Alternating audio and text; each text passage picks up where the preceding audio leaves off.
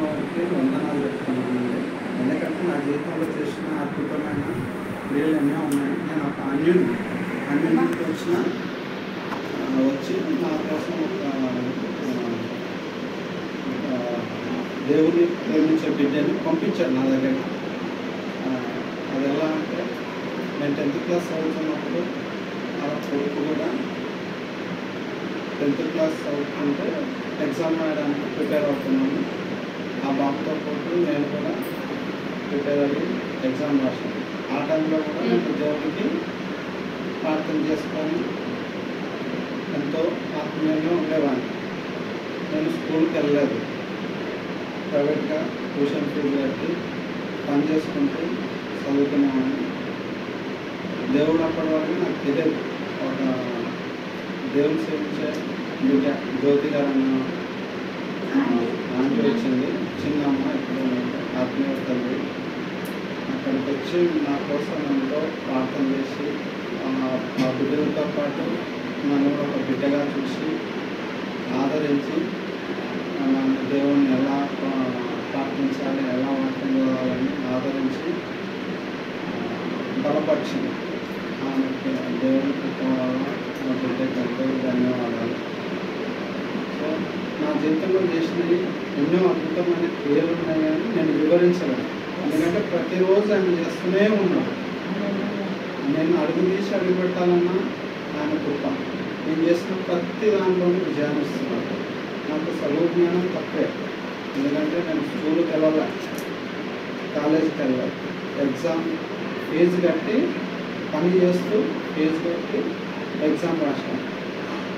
అలాంటి స్థితి నుండి నన్ను అంటూ ఒక సొంతంగా ఒక ఆఫీస్ పెట్టుకొని 10 మందికి ఉద్యోగించినప్పుడు నన్ను దేవుడు బలపరిచాడు, ఇంకా బలపరుస్తున్నాడు. ఇంతకుముందు ఓన్లీ సేల్స్ అండ్ సర్వీస్ చేసేవాడిని. ఇప్పుడు నాకు ప్రైవేట్ లిమిటెడ్గా ఆదరించి ఎంతో మందికి అవకాశం ఇవ్వడానికి దేవుడు నాకు ఇచ్చిన మహిమ ఘనత ఆయనకే చెందిందారు. ఎందుకంటే ఆయన ఎంతగా ప్రేమిస్తే, ఎంతగా ఆయన నామం బలపరిస్తే మనం అంతగా హెచ్చిస్తాడు. అది మనం జ్ఞాపకం చేసుకోవాలి ప్రతిరోజు. అలా చేసుకుంటున్నాం కాబట్టి మన స్థాయిలో ఉన్నాడు.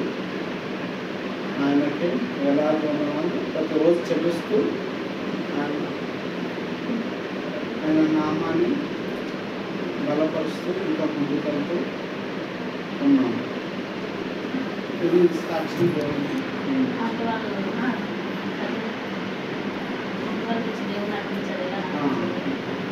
దేవుడు కూడా ఆంటీ వాళ్ళని వాడుకొని, మాస్టర్మన్ ఆంటీ వాళ్ళని వాడుకొని వాళ్ళు నా దగ్గరికి రావడానికి కూడా దేవుడు ప్రణాళిక ఉంది కాబట్టి వాళ్ళు వచ్చారు. లేదంటే ఆయన ప్రణాళిక లేదు, అసలు రాదు.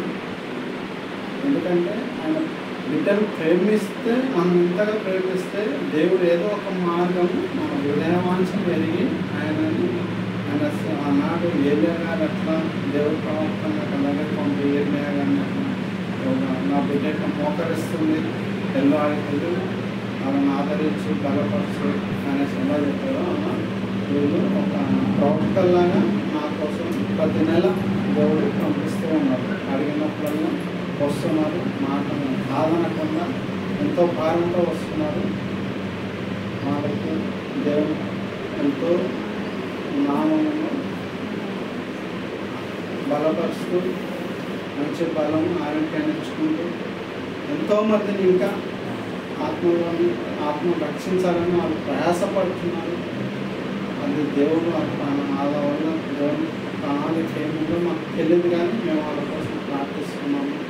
ఇంకా బలంగా వాడుకోవాలని ఆ దేవుడికి మీరు కూడా ప్రార్థించాలి.